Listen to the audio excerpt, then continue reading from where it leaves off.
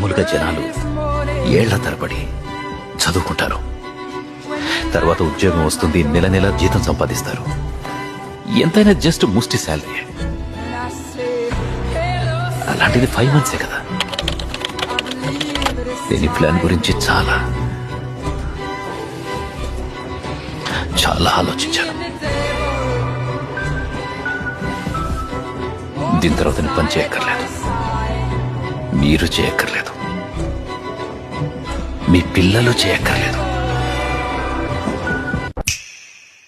మామూలుగా జనాలు ఏళ్ల తరబడి చదువుకుంటారు, తర్వాత ఉద్యోగం వస్తుంది, నెల నెల జీతం సంపాదిస్తారు.